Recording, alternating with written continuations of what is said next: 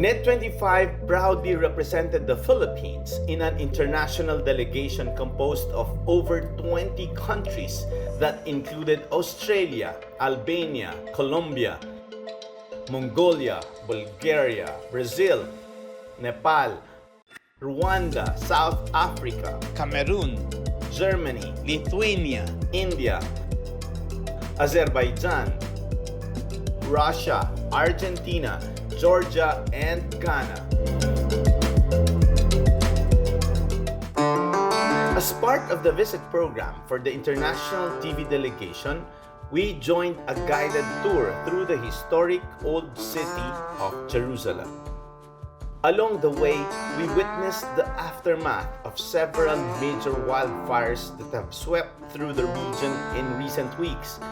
The most devastating occurred in late April when an intense heat wave ignited blazes believed to be among the largest in Israel's history. The tour coincided with Jerusalem Day, a national observance in Israel commemorating the reunification of the city following the 1967 Six-Day War.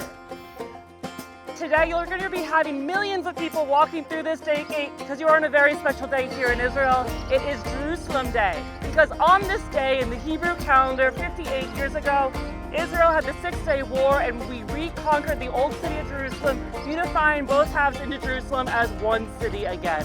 So pretty special day. You're going to see students from all over Israel here. Everyone wears white shirts and jeans. It's a very special, amazing day.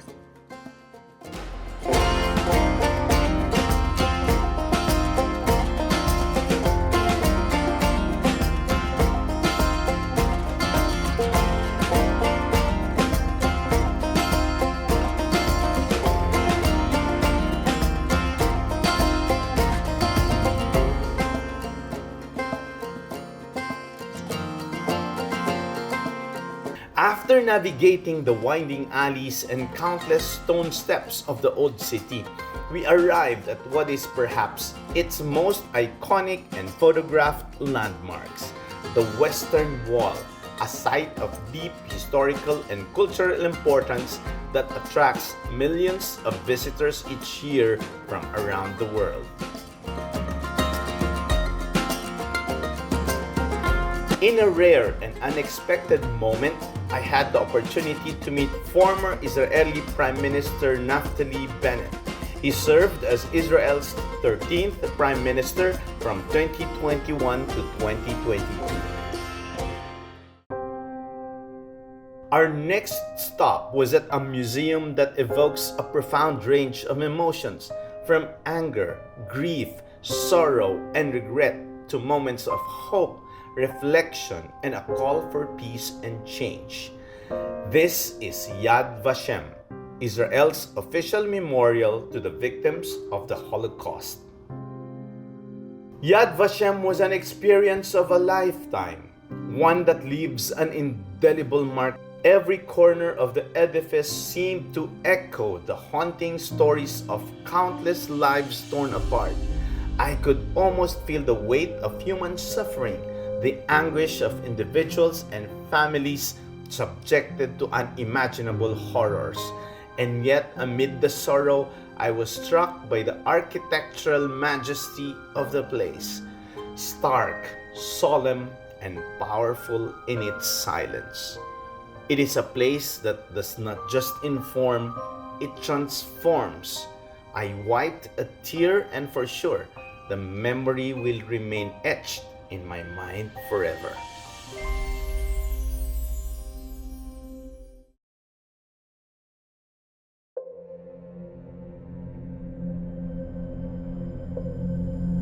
Day 3 of our coverage descended into a haunting chronicle of devastation and human suffering. What unfolded was a piercing look into the heart of a war-torn region. The day began at a once thriving film school, now regaining its voice, recollecting its creativity lost to war.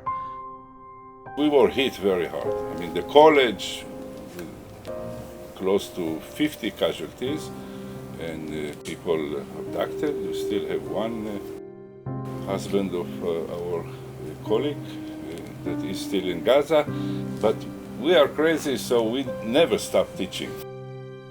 Never. It took us like 1 week to know where we are, where everybody is, and we moved the whole operation to Tel Aviv, and we continued teaching, some of it online, some of it in person, and we needed our cameras and equipment, and we never stopped because you don't stop. If you're a filmmaker, you don't stop. And it was also our therapy, Turns this school into a very, very challenging place to run. We've been rather successful so far in doing so, but we do have our hardships. Trying to treat the young filmmakers, young creators, because there's a great temptation to cross the line between art and propaganda. We believe that the international point of view of our region and our school is very important, because when you ask in your country, I believe that you said that you are coming to this region, people told you that you are crazy because we are in the war, and what you go to the fence when there is war. But as you see, the situation is more complicated. So we believe that cinema, and to show it, it's very important.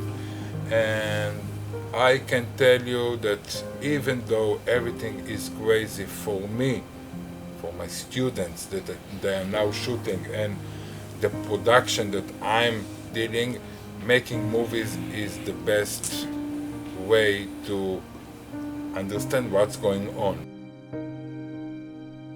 I think the most important thing that I have to say now is that there are still people here with hope. Even though that at the moment, like a peace process or anything like that is unreachable in Israeli eyes, I don't think that you'll meet a lot of people who say it. But I still believe that we can reach hand and find someone who will reach a hand from the other side.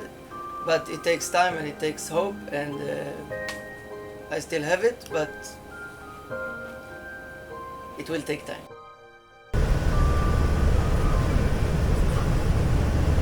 From there, we journeyed through the charred remains of a kibbutz, homes obliterated, families torn apart, lives ended or violently uprooted.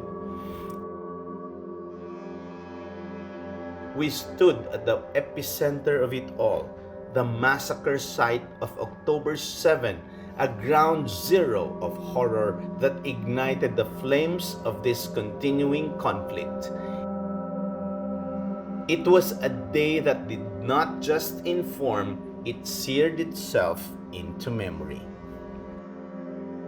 More than 500 terrorists penetrate kibbutz Be'eri. We were under attack until noon with no army, no soldiers, only us alone with the terrorists. They started to shoot, to bomb, to set fire in houses. They came to my house. They tried to bomb our door. They couldn't succeed, so they just they set fire in our house. If we want to live, we have to rescue ourselves because there was no army. So we decided to jump from the second floor. We jumped, me, my husband, and my 3 kids.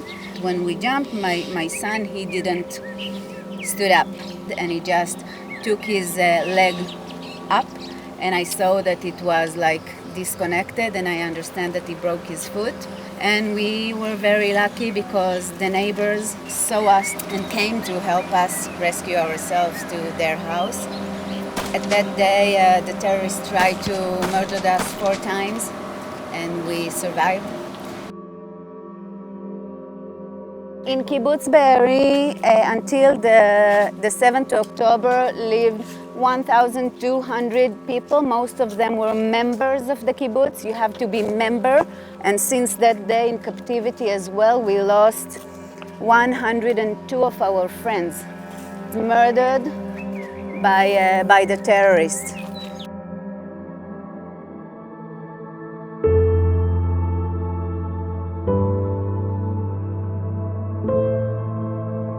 We arrived at the Nova Festival Massacre site, now transformed into a solemn tomb-like memorial. Photos, personal items stand in place of the lives that were lost, innocent goers whose joys were extinguished in a storm of bullets and blood. In this place, I know you had some time to walk around and see those faces of those beautiful, beautiful people who came here to this place on October 7th, which was a holiday. On October 7th alone, I experienced a few hundred of interceptions above our heads. So I was with my children in our shelter, in our apartment shelter, for hours, and they don't understand what it is that's going on. It's the first time that they experience something like that. And you have to explain your 2.5 and 4-year-old what's happening and why in this shelter and why those booms is all. And I can tell you that many kids are suffering this trauma since then and until now. And all of a sudden we start to hear people calling to media channels, media outlets, and say on air, we have terrorists in our homes. They're whispering, we have terrorists in our homes and they're burning our homes. Where's the military? Where's everybody? Please come to save us. You hear people begging for their lives on air. And it's like you can't do nothing. 5,600 terrorists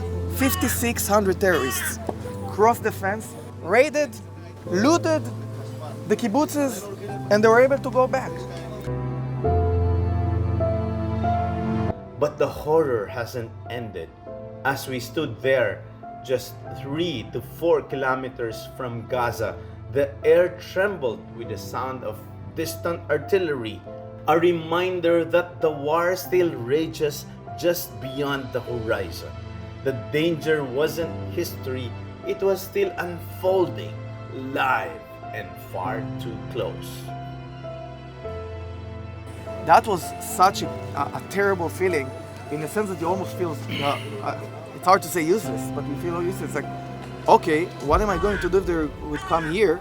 It's like I can't even protect my own family in my own home.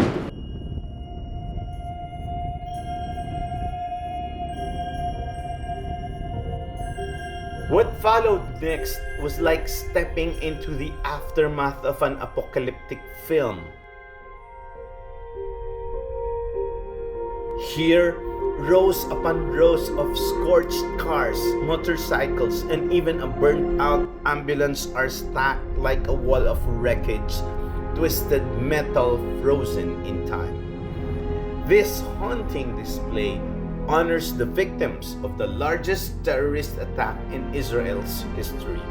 Every vehicle tells a story of panic, of flight, of lives cut short. A total of 1,560 damaged vehicles were brought to this site. Some are charred beyond recognition, others riddled with bullet holes. Silent witnesses to the chaos and brutality that unfolded on October 7. It is not just a memorial, it is a graveyard of motionlessness and a battlefield of memory.